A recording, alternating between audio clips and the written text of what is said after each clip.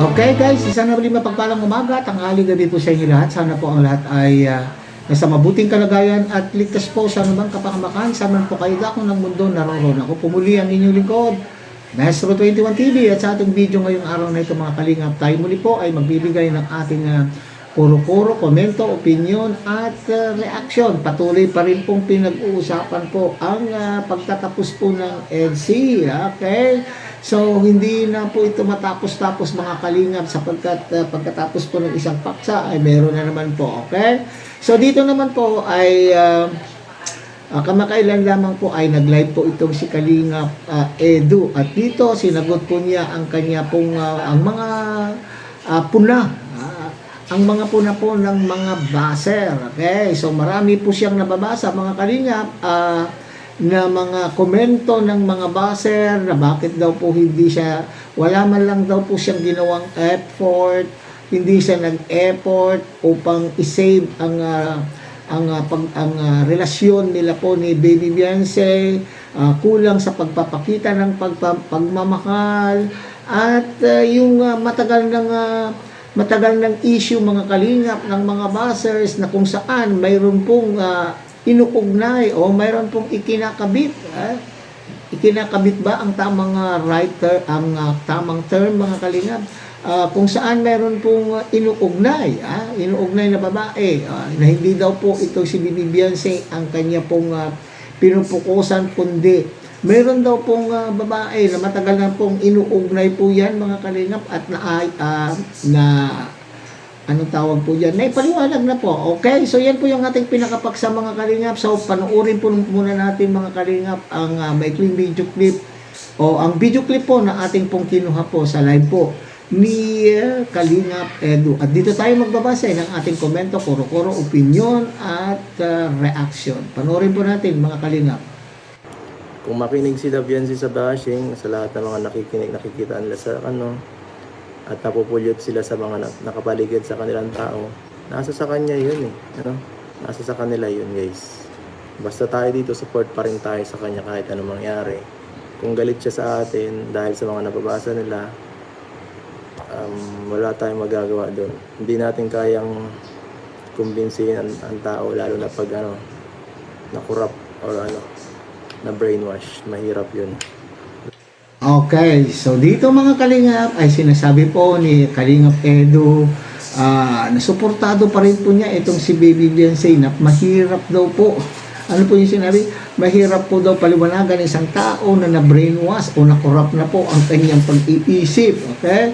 So dito mga kalingap, sinasabi po niya na ang dahilan. Ito po yung sinasabi din po ni Baby Beyonce na dahilan kung bakit itinitigil na po niya ang love team sapagkat doon sa mga nababasa po niyang mga komento, mga issue, yan. So sana, sabi po ni Kalingap Edu, kung maniniwala po sila sa mga nababasa po nila. Okay, so ito naman po kasing mga haderang mga chismosang mga baser, mga kalingap. So, dito mga kalingap nakikita ko na kaya po nagkakaganito po itong dalawa na ito nang dahil po sa mga issue, nang dahil sa walang humpay na pagsasalita po ng mga basers, yung mga paratang, sa pangaparatang. Okay, bukod pa po doon, mga kalingap, doon sa sinasabi ko sa nakaraan po nating content, na baka naman po talaga ay may na-discover po itong si Baby Beyonce. Okay? So, kung maniniwala daw po, wala na po daw pong magagawa. Basta, nariyan pa rin po itong si Papa Eds upang tumulong, suportahan itong si Baby Beyonce. Lalo na medyo, siyempre, bata pa siya, madali pa siyang maloko Correct. ng ibang tao. Yan ang masasabi lang natin. So, ibig sabihin, ang ina-address po dito ni Kalingap Edu, mga kalingap, itong mga sulsul sa paligid, Sinong-sino kaya itong mga visit na mga sulsul na ito sa paligid? So, inaintindihan po niya na bata pa po itong si Beyonce at madali po siyang ma-brainwash. Madali po siyang masulsulan, kung baga. Naku po, sino-sino ba ang mga nariyan po sa paligid ni Baby Beyonce? Hindi po ba? identify nyo nga yung mga nandyan. So, ibig sabihin, ito yung tinutukoy po dito ni Papa Eds, mga kalingap, na nagsusulsol, maaring may nagsusulsol sa mga sa paligid po ni Baby Beyonce. Sa mga susunod na live po, pag may nagtanong pa sa akin, i-block ko na po kayo. Kasi Okay, so ito po yung una. Sa unahan po ng video niya po, mga kalingap, sinasabi po niya na ito lang yung unang pagkakataon na magsalita siya, at kaya nga po lahat na po ng gusto pong malaman at gusto po niyang ipaliwanag ay nandito na po. Pero kung meron pa raw daw pong sa susunod na live niya at may magtatanong pa po, ay ibabalak na lang daw po niya. ayoko na pong may madamay pa sila Beyonce at yung family nila, kasi gusto lang nilang Manahimik. manahimik. Correct. Hindi mo minahal si Beyonce, kaya basa ako. Mayroon nagkomento, hindi mo minahal. Nako, grabe naman itong mga tanong ko. Hindi mo minahal si Baby Beyonce. Hindi daw minahal ni Papa Ed si Baby Beyonce, mga kalinga. So, ang tindi po, mga kalinga pa, ang mga katanungan po rito. Talagang, para sa akin, nung napanood ko po itong kabuuan po ng kanya pong live na ito, ay talagang mayroong lungkot, may sakit sa dibdib o sa puso ni Kalingap Edu. Hindi niya po maitatatwa kasi, at lumalabas, mga kalingap, na para bagang siya po yung nasisisi kung bakit nawala po ang EDSI. Okay, so hindi daw minahal, unang punto diyan na nasa ating thumbnail, hindi nga ba minahal ni Kalingap Edu itong si Baby Beyonce? Paano po ba niya i-define ang pagmamahal? Oo nga, paano i-define ang pagmamahal? Laging mapakita sa vlog. Lagi po bang kailangan tawag dito, lahat-lahat ibibigay? Ang ibig bang sabihin ng pagpapakita ng pagmamahal ay yung naglalampungan sa tuwing live? Yun ang pagkakaintindi ko dito, mga kalingap. Sa inyong palagay, ano ba ang ibig sabihin po ninyo doon sa pagpapakita ng pagmamahal? Wala ba kayo nakikitang sweetness itong dalawa? Wala ba kayo nakikitang lambingan sa mga vlog? At alam nyo ba kung ano ang kanila pong ginagawa after ng vlog? Off-cam, behind the camera. Alam nyo ba kung ano po ang kanila pong ginagawa? At kung makapagtanong po kayo na hindi minahal, para bagang hindi nyo nakakakitaan man lamang itong si Papa Eds ng pagpapakita ng pagmamahal kay Baby Beyonce. Parang akala mo naman po ay everyday 7 by 7 kayo naroon sa paligid po ni Papa Eds, at nakikita nyo, sigurado kayo na isa sinasabi nyo na wala kayo nakikitang pagmamahal na pinapakita po ni Papa Eds kay Baby Beyonce. Paano niyo po ba masasabi yan? Pagmamahal na gusto niyo.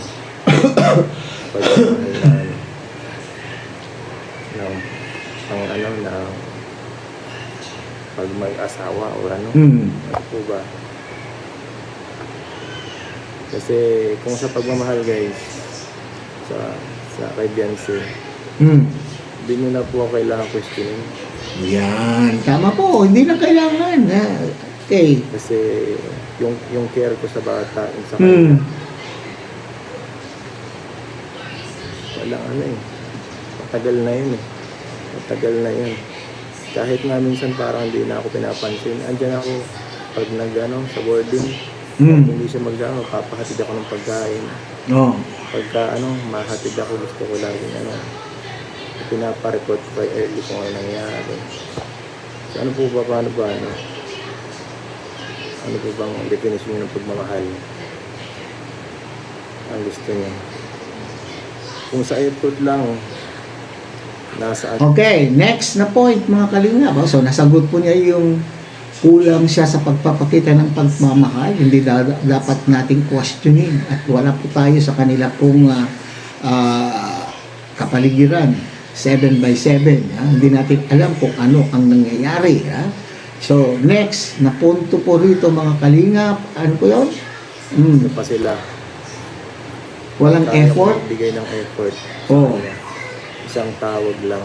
Mm. Lagi kong sinasabi sa inyo sa vlog, dalawa lang ang nakakasira ng schedule ko. Si Kalingap Prab at si Beyonce.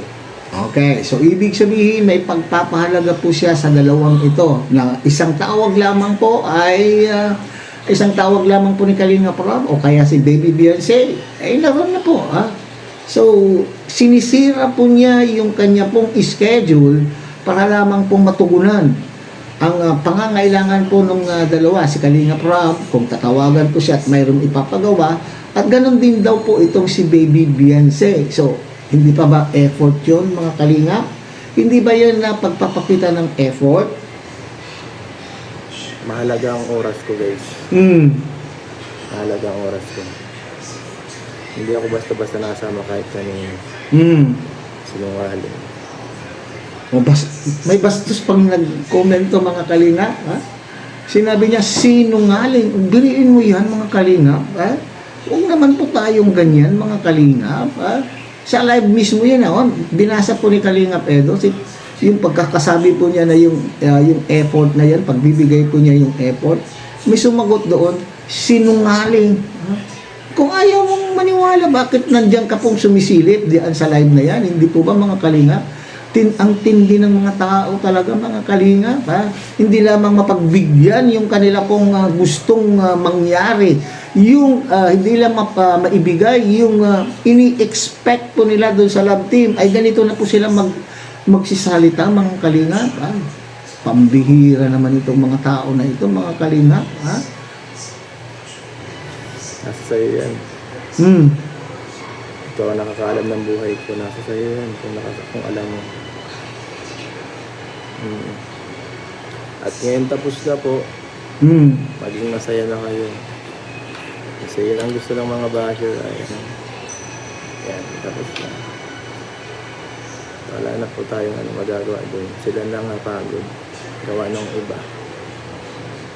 Sinabi ni Rab na mga maingay at mga bashing sa paligid na walang hantumpay. Yun na. Mga toxic. Yan na po lahat ang post nun. Yung galit sa akin, sige lang. Okay lang, naintindihan natin yung galit. Wala tayong magagawa kung ating kapwa ay nagagalit sa atin. For as long as alam mo kung ano ang ginagawa mo, for as long as sa Kalinga Edo, alam mo na tama ang iyong ginagawa, go ahead. Dahil solid kayo sa support. Pero hanggang saan yun, walang magbabago. Ang mundo ay ganyan talaga. Ang kaya nyo lang kontrolin ay gaya na sabi ko, sarili yung katawan lang ang makukontrol nyo. Correct. So huwag masyado kayong huwag na kayo masyadong expect na kung ano mangyari, yun na lang mangyari. Pagdasal nyo na lang lagi. Correct. Na maging okay ang lahat. Yan ang maganda, mga Kalingap Edo. Ipasa Diyos mo na lamang. Alam mo naman po ang Diyos na po ay gumagawa ng pamamaraan. Huwag mo nang intindihin itong mga ayaw maniwala. Kung ayaw maniwala, sabi ko nga kanina, for as long as alam mo na tamang iyong ginagawa, ay go ahead. Sa mga susunod pa.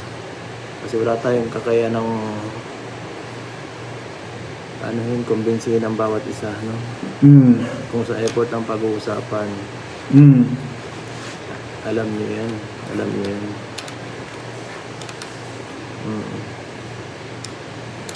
Hindi nyo nga to alam eh. Pagkapunta namin sa part 97, di ba po, okay pa kami nun kasi nag-vlog. Ako pa ang naghatid sa kanila sa kay Beyonce. Nagkain pa kami sa labas nila Melka. Tapos sinatid ko pa sila sa bahay nila.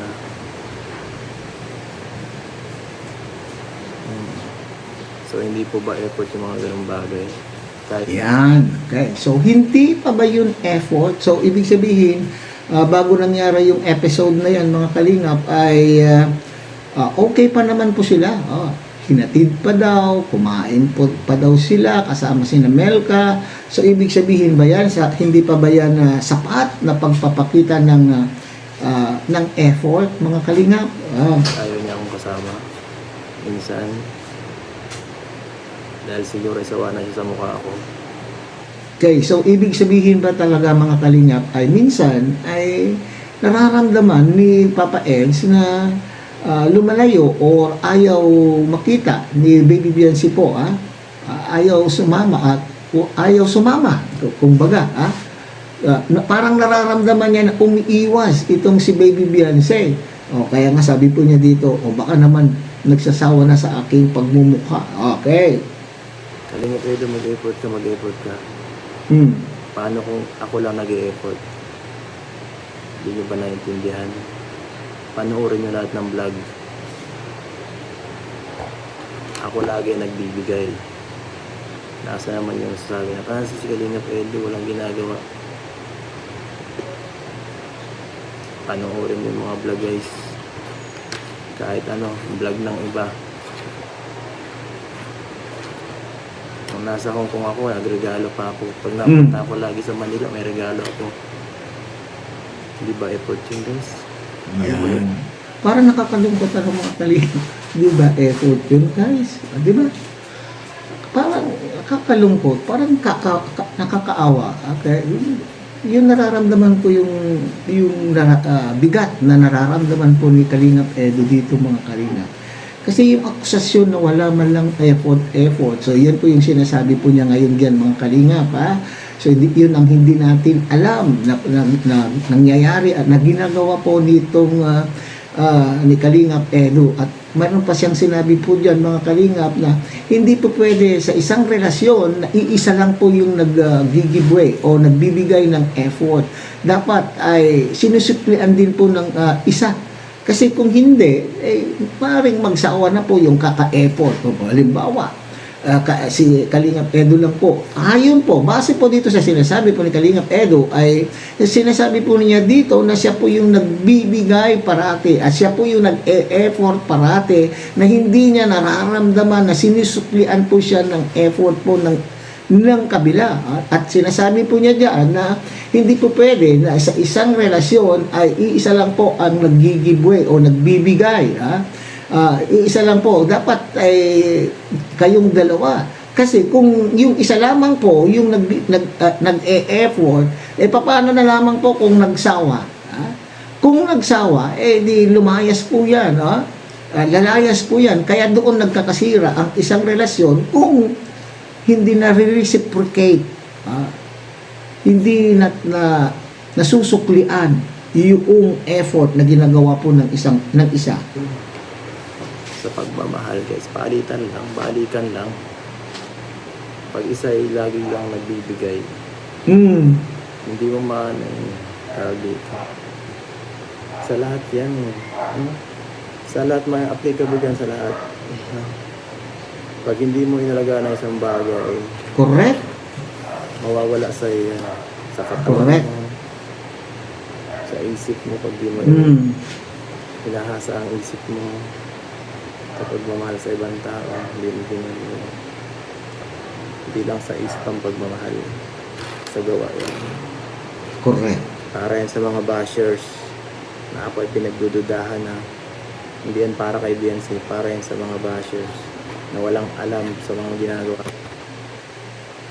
Okay, so yan, mga kalingap, para sa inyo yan, mga baser na hindi nyo alam kung anong ginagawa ko. Okay, so yan po yan, mga kalingap. Yung mga nagdududa, yung parating sinasabi doon sa unahan, sinabi po niya matagal na yun bagamat hindi po niya masyadong binigyan pa ng paliwanag dito, mga kalingap. Pero sinabi niya kasi yung para bagang pinagdududahan po siya na yung inuugnay na babae. Pero sinabi po niya, matagal na po yun.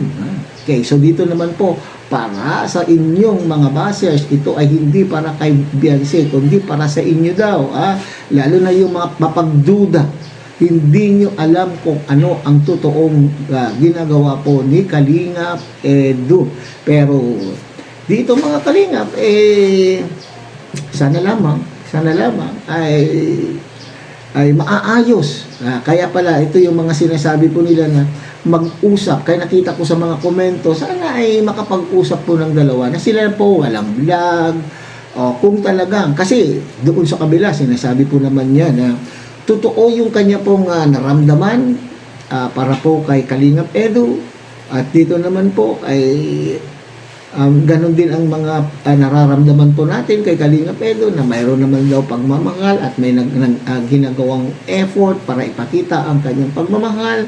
So sana lamang, okay, somehow talaga ang naka-impluwensya dito mga Kalingap, ang naka-apekto sa relasyon na ito o samahan ng dalawa ay yung mga makakatindila po ng mga bashers, makakatindila po ng mga chismosa.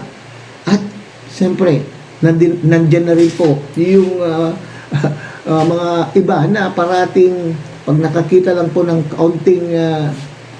konting bagay ay nire-reactionan agad.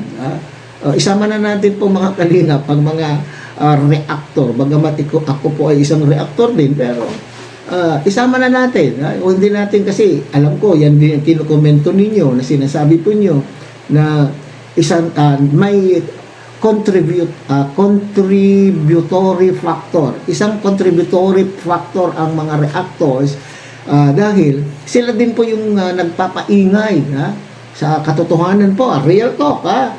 Sila rin po yung nagpapaingay, may nakita lang ng kaunting bagay ay content agad, kaya tuloy nag-iingay.